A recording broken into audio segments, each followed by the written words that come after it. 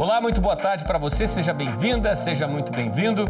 Está no ar o Pauta Aberta desta quarta-feira, dia 24 de agosto de 2022. Estamos ao vivo para todo o país, a você sempre ligadinho com a gente aqui na TV Evangelizar. Muito obrigado pelo carinho da sua companhia. Vamos juntos, então, a partir de agora com nossos destaques do jornal de hoje. O IPCA 15 aponta a queda da inflação em agosto. O recuo nesta que é a chamada prévia da inflação chegou a 0,73%. Puxado para baixo, principalmente depois das sucessivas quedas no preço da gasolina. E mesmo com o recuo no preço de uma série de produtos, a inflação segue alta, acima dos 10%, em pelo menos 4 das 11 capitais e regiões metropolitanas pesquisadas. A Receita Federal libera a consulta ao quarto lote de restituições do imposto de renda. Você já consultou para ver se dessa vez o dinheiro caiu na conta? A previsão é que este dinheiro esteja no bolso dos contribuintes a partir da próxima quarta, dia 31 de agosto. 6 meses de guerra na Ucrânia. Neste mesmo 24 de agosto, a Ucrânia invadida celebra a independência do país. O presidente Volodymyr Zelensky, num discurso emocionado e até em tom de desafio, destacou: antes queria a paz para o fim da guerra. Hoje, a Ucrânia quer a vitória. E no programa de hoje, olha as imagens. A pescaria, será que estava tranquila no Tocantins? Que nada. Com 2 peixes fisgados na ponta da linha, este pescador foi roubado por um jacaré, que mostrou de fato quem é o dono do pedaço nas águas do Rio Tocantins. Fique ligadinho com a gente, Pauta Aberta desta quarta-feira já começou.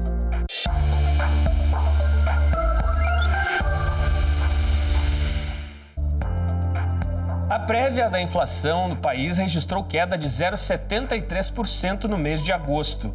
Apesar do recuo, os preços de alimentos, bebidas, serviços de saúde e cuidados pessoais continuam a avançar. Essa foi a menor taxa da série histórica, desde novembro de 1991. Os números foram divulgados hoje pelo IBGE.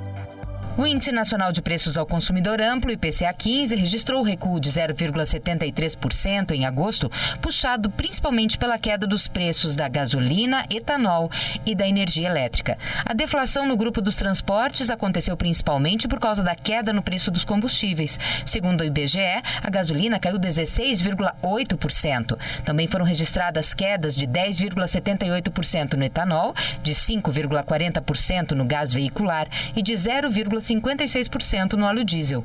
E as passagens aéreas ficaram 12,22% mais baratas. Economistas explicam que a inflação corrente é o principal problema para as famílias, porque corrói o poder de compra. No grupo habitação, a queda está relacionada ao recuo nos preços da energia elétrica residencial, que caiu 3,29%. E isso por causa da redução da alíquota de ICMS cobrada sobre os serviços de energia elétrica e as revisões tarifárias extraordinárias de diversas distribuidoras. Em comunicação, o destaque ficou com os planos de telefonia fixa e de telefonia móvel, onde os preços tiveram queda significativa entre 1% e 2,5%.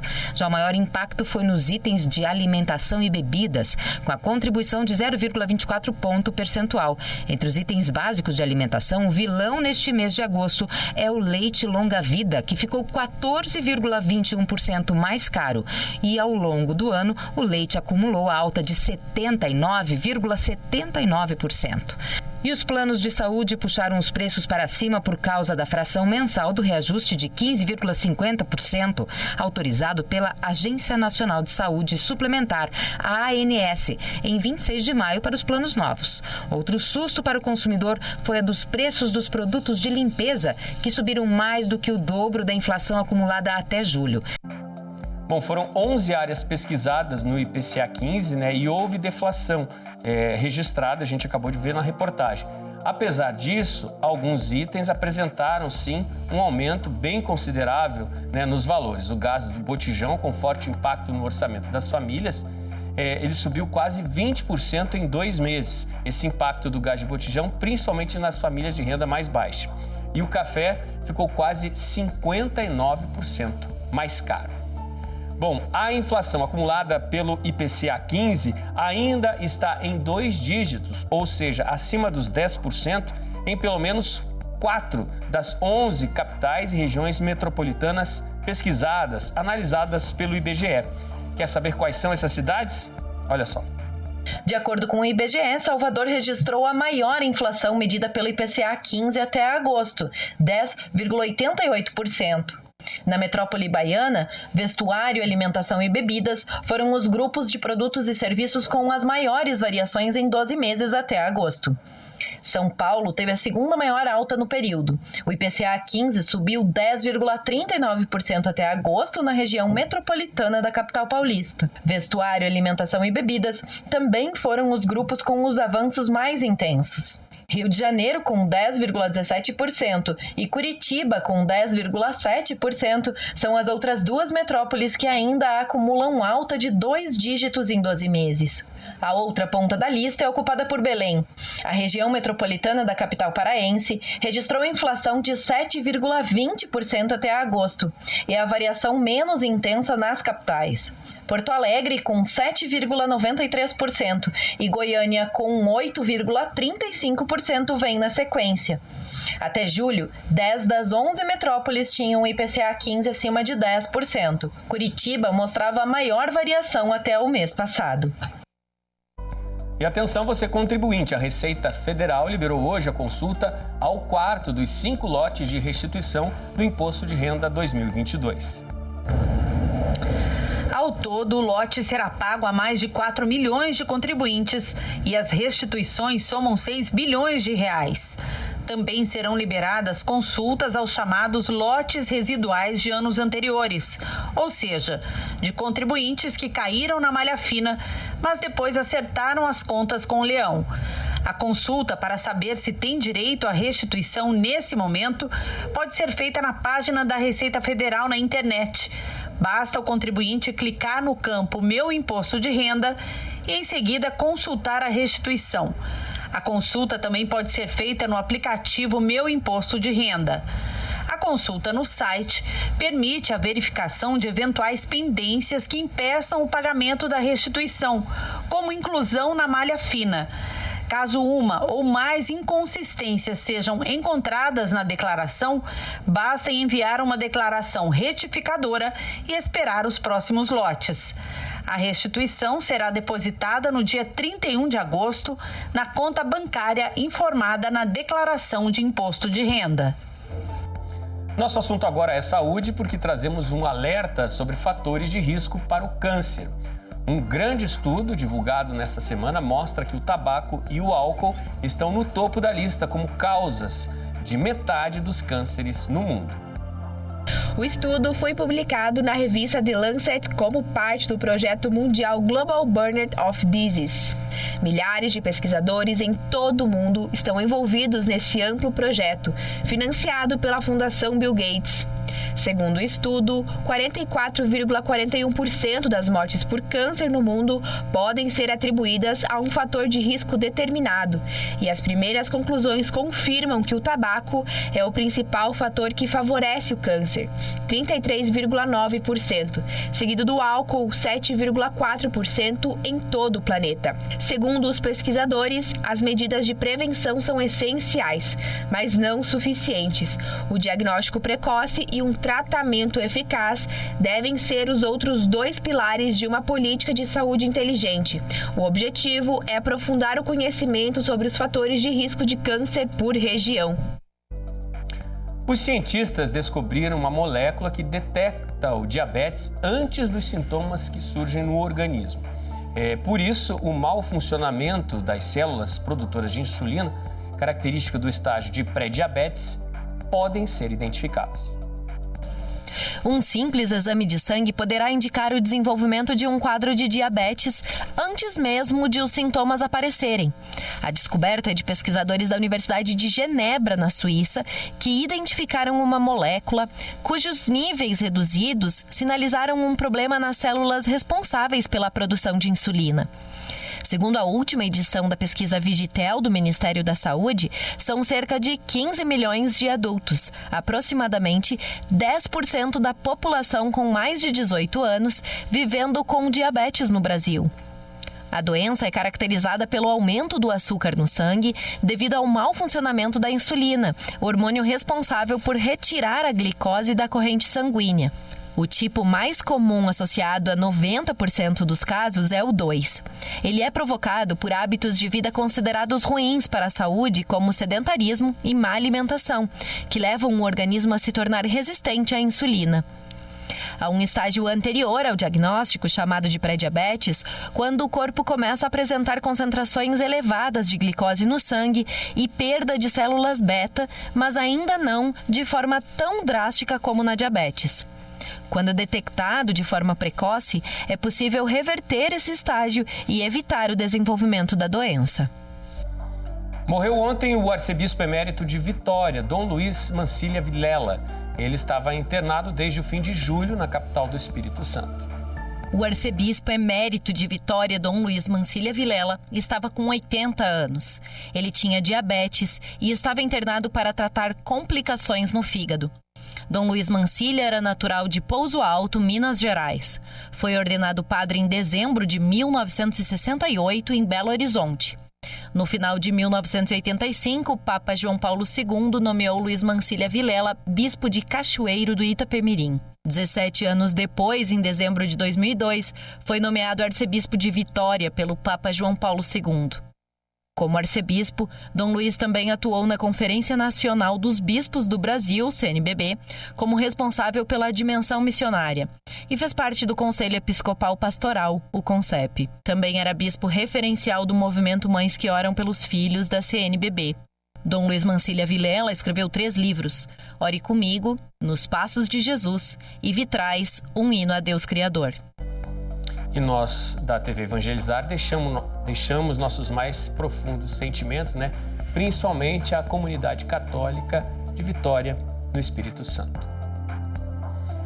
Você aí de casa já pensou em aprender um pouco mais sobre educação financeira apenas ouvindo podcasts? Pois é, já há essa possibilidade, acredite. E foi a grande aposta de um casal no interior do Paraná. O compromisso dos dois é levar das informações mais básicas até dicas valiosas. Isso a partir de uma linguagem simples e muito amistosa. Quer saber mais? A inspiração para que os dois topassem este desafio veio após um chamado do Papa Francisco. Toda semana é assim. Ana e Augusto transformam o escritório de casa num estúdio. Preparam o material, conectam o microfone e pronto. É só começar. Bom dia, boa tarde, boa noite ou boa madrugada! Você está aqui no seu espaço de finanças e espiritualidade, o Educação Financeira para a Vida. Há 2 anos, eles desenvolveram o podcast Educação Financeira para a Vida, fruto de um chamado do Papa Francisco para realmar a economia. O casal juntou as formações. Ela é economista, ele teólogo, a fim de levar até os ouvintes dicas de finanças com uma linguagem acessível, partindo dos princípios da doutrina social e espiritual da Igreja. Quando eu fiz as minhas pesquisas lá da graduação e depois do mestrado, sempre pesquisei educação financeira e procurava alguma maneira de retribuir as pesquisas, porque eu fiz pesquisas com jovens católicos durante, a faculdade e depois o mestrado. E não sabia exatamente como.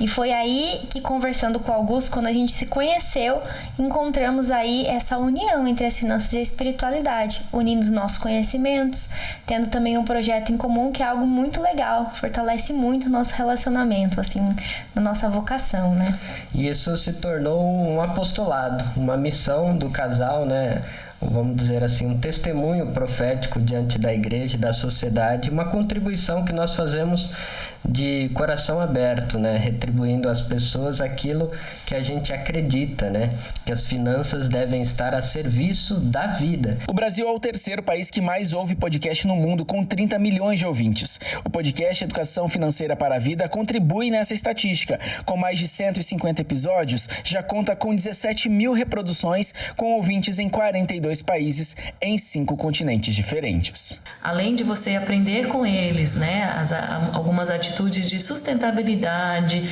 de uma vivência econômica de forma madura, também tem sempre a questão de uma palavra do Evangelho, uma reflexão bíblica.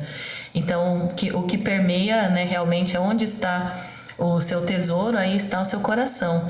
Então é um projeto que vai além da religião, mas é do bem-estar social sempre com aquela mensagem por trás. Toda vida que eu escuto, que eu me aproximo desse projeto, o principal ensinamento que fica é esse: a centralidade do dinheiro não como um fim, mas como um meio para atingir a vida plena. E em setembro, o casal viaja para a Itália, juntos com mais de 1.000 jovens de diversos lugares do mundo, para participar do evento mundial Economia de Francisco, com a presença do Papa. A nossa expectativa para a viagem tá, assim, sem palavras. Estamos muito ansiosos, muito felizes ao mesmo tempo, trabalhando bastante com muita coisa que a gente quer levar pronto para trocar experiência com as pessoas e nos preparando também nosso planejamento, né, financeiro. A gente vai poder testemunhar novas economias surgindo e depois trazer esse anúncio de coisas novas que podem vir aqui para a nossa região, para o Brasil e também para o Paraná. Muito legal, né? A iniciativa deles que trazem com os podcasts lições importantes sobre educação financeira. Vamos para o intervalo, gente. No próximo bloco, a gente mostra para você uma reportagem especial sobre os apaixonados pela numismática. Sabe o que é isso? Se não sabe, logo a gente conta para você. Você vai ver também as imagens incríveis do Brasil visto lá do alto da Estação Espacial Internacional a partir do olhar de um cosmonauta russo.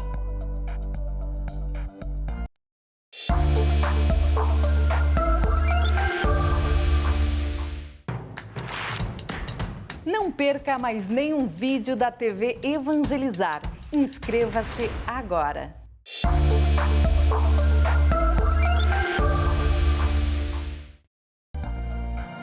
Pauta Aberta está de volta para esse segundo bloco. São 4h41 da tarde agora. Estamos ao vivo para todo o país. Um alívio para o bolso daquele que vive da agricultura familiar. A partir de agora, o pequeno agricultor vai poder renegociar as dívidas bancárias com bons descontos, hein? Que vão de 60% até 95% de desconto. A agricultura familiar representa 84,4% das propriedades rurais do país. São milhares de famílias que tiram o sustento do que produzem em pequenos lotes de terra. E, segundo o governo, esses brasileiros são responsáveis por 70% dos alimentos que chegam à nossa mesa. O programa de quitação de dívidas rurais, regulamentado pelo Ministério da Economia, prevê descontos de 60% a 95% para o agricultor que pagar tudo o que deve numa única vez. Quanto maior o crédito, menor o desconto. E o desconto também varia se tratar de pessoa jurídica. Nesse caso, se a quitação for realizada por cooperativas que devem ao Banco da Terra, o montante será reduzido em 85%, independentemente do valor. Para aderir aos descontos, é preciso entrar no portal Regularize da Procuradoria-Geral da Fazenda Nacional, preencher o formulário e declarar que é agricultor familiar. A adesão deve ser feita até 30 de dezembro de 2022. No site da Procuradoria também é possível entender o que é, nos termos da Lei Agricultor Familiar. Aquele que explora a propriedade rural com a sua família, que tem dela a sua principal fonte de renda e que não tem propriedade com tamanho superior a 4 módulos fiscais. E neste fim de inverno, época de seca, principalmente no norte e nordeste do Brasil, os casos em alta de queimadas e incêndios florestais preocupam. Por isso, o alerta de especialistas sempre é muito importante. Altas temperaturas, baixa umidade do ar e ventos fortes. Combinação perfeita para a propagação das queimadas. Por isso, nesta época do ano, é preciso intensificar os cuidados.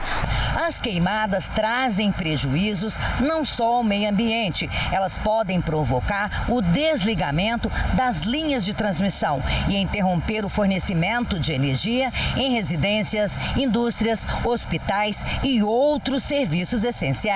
Por isso, todos os anos, a empresa Furnas Centrais Elétricas promove campanhas para proteger os mais de 21 mil quilômetros de linhas de transmissão de norte a sul do país. Campanhas de esclarecimento, de conscientização junto à sociedade para que ela não faça queimadas, não solte balões, que também é uma outra ocorrência que causa muitos prejuízos, não só ao meio ambiente, mas também às linhas de transmissão. Nas 300 234 unidades de conservação em todo o país, houve uma redução de áreas queimadas. No ano passado, foram 860 mil hectares atingidos por incêndios. E este ano, de janeiro até agora, foram 250 mil hectares. A gente aumentou as ações de prevenção, né, para proteção dessas áreas, e estamos dando continuidade à formação dos brigadistas, formação dos servidores e adquirindo equipamentos, adquirindo novas tecnologias para fazer frente a esse problema. Para evitar queimadas, algumas dicas importantes. Nunca queime o lixo doméstico, folhas secas e entulhos. Não jogue pontas de cigarros acesas nos acostamentos de rodovias e regiões de matas. Acampou? Apague a fogueira com água ou abafe com terra. Liga o 93, a gente vai estar à disposição e não use o fogo nesse período agora. Vamos se proteger os nossos bens e proteger o nosso meio ambiente, que, né, que é tão rico aí para a nossa vida diária. Muito importante, né, esse recado e esse alerta aí a toda a população. Vamos de notícias internacionais agora. O Papa Francisco, hoje no Vaticano, mais uma vez fez um apelo pelo fim da guerra na Ucrânia. Já são 6 meses de confronto e novamente também Francisco pediu orações para os ucranianos. O Papa Francisco pediu nesta quarta-feira que o mundo evite o risco de um desastre nuclear na Ucrânia e reiterou que a guerra é uma loucura no dia que marca os 6 meses do início do conflito. Na mensagem, o Santo Padre pediu que sejam tomadas medidas concretas para acabar com a guerra e evitar o risco de um desastre nuclear em Zaporíjia.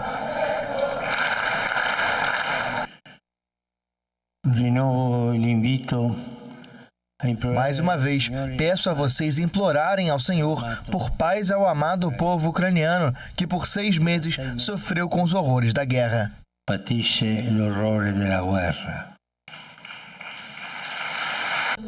Vários países expressaram medo sobre a possibilidade de um desastre na maior usina nuclear da Europa, ocupada desde o início de março pelo exército russo. O Papa também chamou atenção para os dramas deixados pela guerra e mais uma vez condenou aqueles que vendem armas.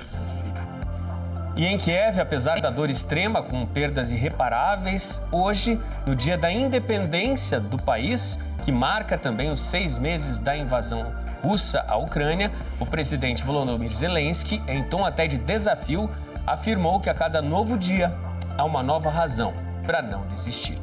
Em um dos eventos para marcar os 31 anos da independência, o presidente Volodymyr Zelensky, com uniforme de combate, disse que a Ucrânia renasceu quando a Rússia invadiu o país em 24 de fevereiro. Ele ainda acrescentou que recapturaria a Crimeia, anexada pela Rússia. Zelensky ressaltou que a Ucrânia não vê mais a guerra terminando com paz, mas sim com vitória. Zelensky, a primeira-dama Olena Zelenska e líderes religiosos também participaram de uma oração pela Ucrânia na Catedral de Santa Sofia.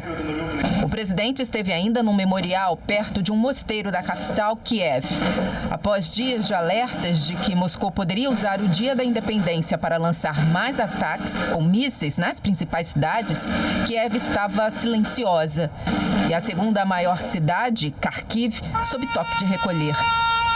Militares ucranianos dispararam canhões antiaéreos para marcar o dia da independência. O governador de Kharkiv disse que 2 civis foram feridos hoje com uma bomba de fragmentação russa. A Rússia considera a invasão, que completa 6 meses hoje, uma forma de evitar que a Ucrânia se aproxime da Europa Ocidental e da OTAN, o que, na visão do presidente Vladimir Putin, representaria uma ameaça à segurança de Moscou. Desde 24 de fevereiro, o mundo tem assistido a imagens de destruição, choro e dor. A ONU aponta como um dos principais efeitos dessa guerra uma onda massiva de refugiados e ameaça à segurança alimentar do mundo. A Ucrânia é um dos principais produtores de grãos do planeta. Outra consequência sentida é uma inflação global causada, entre outros motivos, por limitação da oferta de energia. Grande produtora de petróleo, a Rússia tem ameaçado a Europa com a interrupção no fornecimento de óleo e gás natural. E do leste da Europa, vamos agora para o espaço. É que eu quero te mostrar o registro que um cosmonauta russo fez do Brasil, visto lá da Estação Espacial Internacional. Até do espaço, nosso país encanta pelas cores. Presta atenção no vídeo que viralizou nas redes sociais. Что у нас? Это мы уже начинаем пролетать над Бразилией. Вот она, красотка Бразилия. Тут, конечно, буйство красок. Солнышко все висит. Ящерица.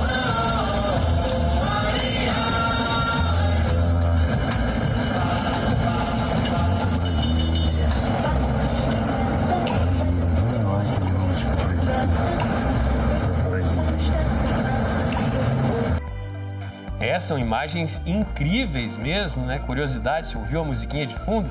O cosmonauta russo também não escondeu, né, toda a admiração que ele tem ali pela geografia, né, da costa brasileira. Muito legal o vídeo feito e que já viralizou nas redes sociais.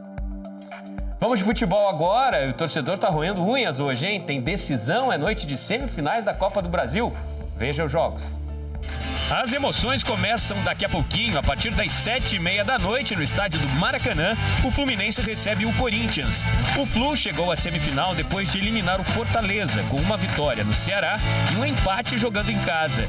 O Corinthians perdeu em Goiânia para o Atlético Goianiense, mas a goleada da semana passada em Itaquera garantiu os paulistas no confronto contra o Flu.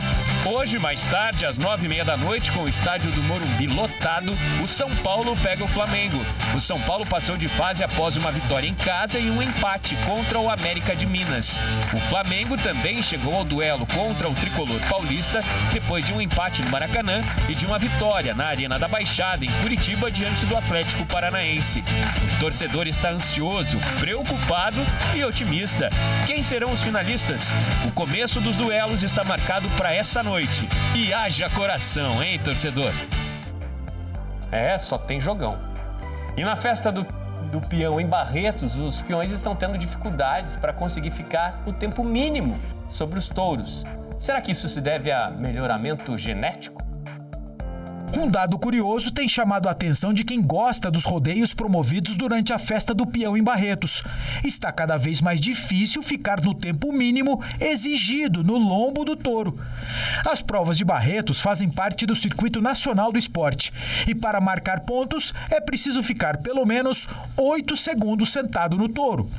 Na primeira eliminatória, dos 30 peões que tentaram, só 8 conseguiram.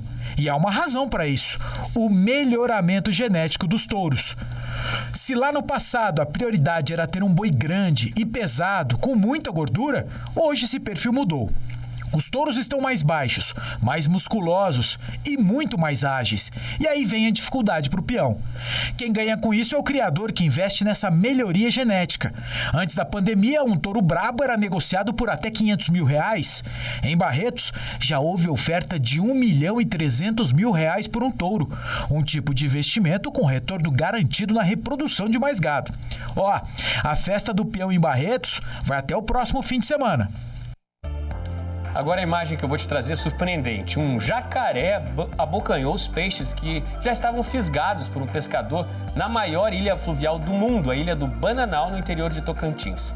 Lá acontece o encontro entre o cerrado e a floresta amazônica, onde vivem muitos animais silvestres, como jacarés, onças pintadas e tantos outros. A região também tem uma extensa vegetação nativa. Amigos pescavam quando foram surpreendidos por um jacaré-açu, que mede cerca de 2,5 metros de comprimento.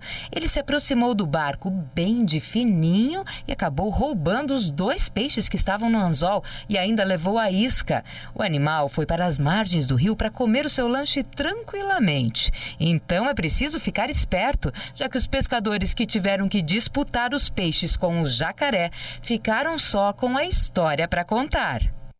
O jacaré foi rápido, não deu chances, para o pescador. Ficou realmente só a história. Colecionar moedas e notas que representam a economia de países ao redor do mundo pode ser considerado apenas um simples hobby para alguns. Às vezes vira paixão, quase um vício incontrolável. Foi o que aconteceu com 2 super colecionadores que vivem no interior do Paraná. O que aos 7 anos de idade era uma brincadeira de criança, se tornou um hobby para a vida toda. Anderson é numismata. De acordo com o dicionário, pessoa que se dedica ao conhecimento e coleção de moedas. Hoje, ele possui uma coleção de moedas, medalhas e cédulas de quase todos os países do mundo. Um hobby delicioso que ajuda a gente a entender, a compreender a história, né, sobre o ponto de vista daquele personagem, daquela figura que está ali retratada, estampada ou cunhada numa moeda. Já o Paulo começou na adolescência, com a ajuda da família e dos amigos. A numismática entrou na minha vida pela minha própria família, né? A gente acaba recebendo de herança as moedinhas que tem dos avós, dos bisavós, né? E a partir dali, que a gente foi começando a juntar as moedas, a gente acaba, os vizinhos ficam sabendo, os amigos mais próximos, primos, então a gente acaba começando a fazer um acervo das moedas particulares. É um acervo encantador, com peças históricas, como esta moeda do imperador Valentiniano II, datada de 388 d.C. Peças de cunho religioso, como esta medalha em homenagem ao Papa Paulo VI, que traz no verso a representação de Pentecostes. Entre as cédulas, além das nacionais de cruzado, cruzeiro e real, a coleção contempla espécies como o primeiro iene, dinheiro japonês, e de tantos outros países. Ao contrário do que muita gente possa pensar, o numismata é muito mais do que um colecionador de moedas. Ele é, na verdade, um estudioso da geografia, da economia, da história e outros aspectos relacionados a cada item de uma coleção. Hoje, ele compartilha o que sabe com alunos de várias partes do mundo. Por meio de um grupo no Facebook e de um canal no YouTube, ele dá aulas de numismática para novatos e veteranos. Estimular a numismática, indiferente da idade, faz bem tanto para a garotada de 7, 8 anos, quanto para alguém de 80. É também por meio das redes sociais que o Paulo ajuda outras pessoas a ingressarem neste mundo do colecionismo. Nos últimos anos, ele transformou o hobby em fonte de renda. Numismata desde os 14 anos, agora ele presta consultoria a quem busca vender e comprar peças. A empatia que tem, né, no ramo da numismática é muito grande. Então você está podendo ajudar um colecionador novato a estar adquirindo as primeiras peças, é muito gratificante para a gente. Eu digo assim que no Brasil a família numismática é muito grande, tem parceiros no Brasil inteiro. Eu vivo de numismática há muito tempo, não vivo financeiramente, eu vivo a numismática constantemente. Toda moeda tem o seu valor, seja sentimental ou seja um valor baixinho, mas existe um valor e é por aí que a gente começa. Muito legal, numismatas experientes, né? E essa mania deles de colecionar, claro, traz conhecimento e muita história para contar, que a gente vai aprendendo um pouquinho, né, com o que eles nos trouxeram na reportagem. Pauta Aberta está acabando, gente. Muito obrigado pela sua companhia. Ótimo finzinho de tarde. A gente se encontra amanhã aqui no Pauta Aberta. Estou te esperando. Tchau, tchau.